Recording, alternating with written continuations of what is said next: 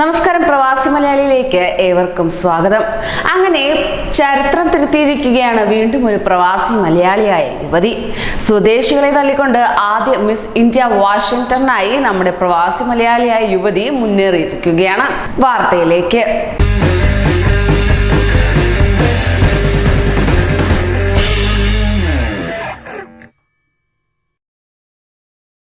ചെങ്ങന്നൂർ സ്വദേശി പരേതനായ റെജി ഫിലിപ്പിന്റെയും ജാൻസി ലൂക്കോസിന്റെയും ഏക മകളാണ് ആൻസി. ചെന്നൈ വില്ലിവാക്കത്താണ് കുടുംബം താമസിക്കുന്നത് തന്നെ. വനിതാ ശാക്തീകരണത്തിനായി പ്രവർത്തിക്കുന്ന റാവിഷിംഗ് വിമൻ എന്ന സന്നദ്ധ സംഘടന എല്ലാ വർഷവും നടത്തുന്ന മത്സരമാണ് മിസ് ഇന്ത്യ വാഷിംഗ്ടൺ എന്നത്. മഞ്ജുഷ നടരാജൻ, സുരഭി സോനാലി എന്നിവർ മത്സരത്തിൽ 1ഉം 2ഉം സ്ഥാനങ്ങൾ നേടിയിരിക്കുകയാണ്.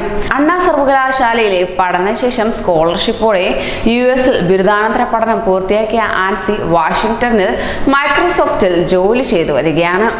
ചെന്നൈ ജെസി മോസസ് ഗേൾസ് സ്കൂളിൽ പഠിച്ച ആൻസി 2012 തമിഴ്നാട് സംസ്ഥാന സിലബസിൽ +2 പരീക്ഷയിൽ 1ാം റാങ്കും കരസ്ഥമാക്കിയിരുന്നു. അങ്ങനെ നേട്ടങ്ങളുടെ ഒരു നിര തന്നെ ആൻസി ഫിലിപ്പിന്റെ ജീവിതത്തിൽ കാണുവാൻ സാധിക്കും. ഒരുപക്ഷെ ഇതൊരു ശാക്തീകരണത്തിന്റെ പടവ് തന്നെയാകും. അണ്ണാ സർവകലാശാലയിലെ പഠനശേഷം അങ്ങനെ സ്കോളർഷിപ്പോടെ US ബിരുദാനന്തര പഠനം പൂർത്തിയാക്കിയിരിക്കുകയാണ് ആൻസി ഫിലിപ്പ്. ഇപ്പോൾ വാഷിംഗ്ടൺ മൈക്രോസോഫ്റ്റിൽ ജോലി ചെയ്യുന്ന ആൻസി സ്ത്രീകൾക്കായി നേതൃത്വ പരിശീലന പരിപാടിയും നടത്തി വരുന്നുണ്ട്. ഇന്റഗ്രേറ്റഡ് കോച്ച് ഫാക്ടറി അതായത് ICF ജീവനക്കാരിയാണ് ജാൻസി. റെജിയും ഇതേ സ്ഥാപനത്തിൽ ഉദ്യോഗസ്ഥനായിരുന്നു.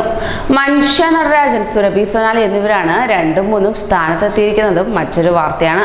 2014 മത്സരത്തിൽ ഫോമ നേതാവായ എഴുത്തുകാരിയായ ഏഞ്ചല ഗോറാഫി കിരീടം ചൂടിയിരുന്നു.